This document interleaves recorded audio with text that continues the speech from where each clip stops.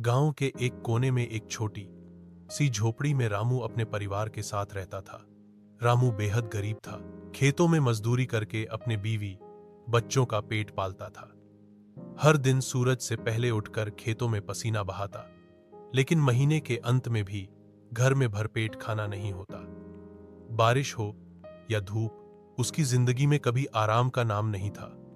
उसके बच्चे कभी स्कूल नहीं जा सके, क्योंकि उन्हें भी काम में हाथ बंटाना पड़ता था। वहीं उसी गांव के दूसरे छोर पर एक बड़ा बंगला था, जिसमें हर सुविधा मौजूद थी। उस बंगले में अमीर व्यक्ति शेखर बाबू रहते थे। उनके पास ढेर सारा पैसा, गाड़ियां, नौकर, चाकर और सम्मान था। लेकिन उनके जीवन में भी एक खालीपन था। उनका इकलौता बेटा रोहन नशे की लत में पड़ गया था। पैसे की कोई कमी नहीं थी, पर परिवार की खुशी और शांति खत्म हो चुकी थी। एक दिन रामू की बेटी गंभीर रूप से बीमार पड़ गई। पास में इलाज के लिए पैसे नहीं थे।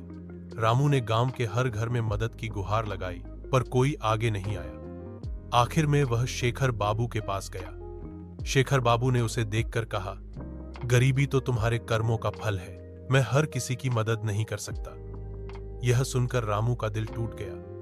वह अपनी बेटी को गोद में लिए चुपचाप अस्पताल की ओर निकल पड़ा, लेकिन इलाज न मिलने के कारण उसकी बेटी ने रास्ते में ही दम तोड़ दिया। कुछ महीनों बाद शेखर बाबू का बेटा नशे की ओवरडोज से चल बसा।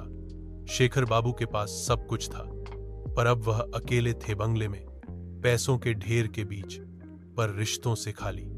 वहीं रामू अपनी बेटी के गम में डूबा। अब हर रोज मंदिर जाकर दुआ करता कि किसी बाप को उसकी जैसी पीड़ा न मिले। यह कहानी हमें सिखाती है कि गरीबी और अमीरी सिर्फ पैसों से नहीं मापी जाती। सच्ची अमीरी रिश्तों में, इंसानियत में और दूसरों के दुख को समझने में होती है।